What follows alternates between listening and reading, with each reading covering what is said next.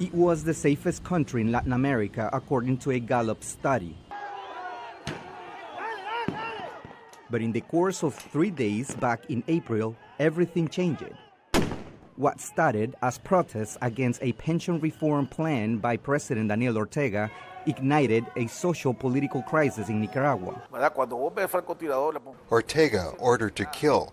When a sniper fires at the head, fires at the chest, that man went out to kill his own people. By August, the state's actions had led to the death of at least 322 people, many of them students, according to the Inter-American Commission of Human Rights. Independent media have also been affected by the critical situation.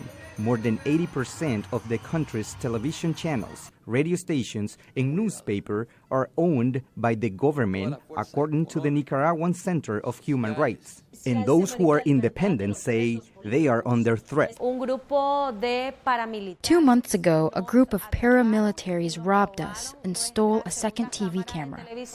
Leticia Gaitan, a journalist from 100% Noticias, wasn't sure she would leave that day. Cuando yo estaba en el suelo, arrodillada, yo le pedí a Dios que nos guardara la vida. I was kneeling on the ground. I asked God to save our lives, and we could expect anything, to be kidnapped or taken away. One of them contacted a superior to ask what to do with us, but they told them to only take away the TV equipment. Aníbal Toruño, director of Radio Darío, confirms his station is being attacked more than 7 times since the crisis began. They entered. They pointed at us with a gun. They distributed 15 gallons of gasoline all over the radio station, and with a mortar they exploded it.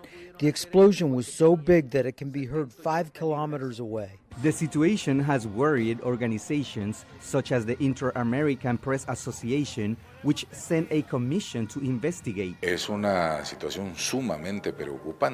is a situation of great concern due to the degree of siege, the degree of attack and repression that independent media have in this country, despite the fact that the government controls 80 to 90% of the channels through its family, focused on making life impossible for that 10% who also has the majority of the audience. The Ortega government denies it's behind the violence and assures the nation has regained peace. It also has denied entry to an Organization of American States Commission seeking to confirm Managua's claims. En Nicaragua no existen presos políticos. In Nicaragua, there are no political prisoners.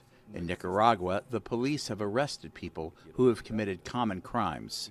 Nobody in Nicaragua is persecuted for having ideas, for expressing ideas, and for mobilizing. Some independent news outlets like Radio Darío or 100% Noticias says the Nicaraguan government continues to harass them and that reporters continue to receive threats. The Ortega government denies those allegations. With no plans for talks to resolve the crisis, it appears it will continue with no end in sight. Gesell, Tobias, VOA News, Managua, Nicaragua.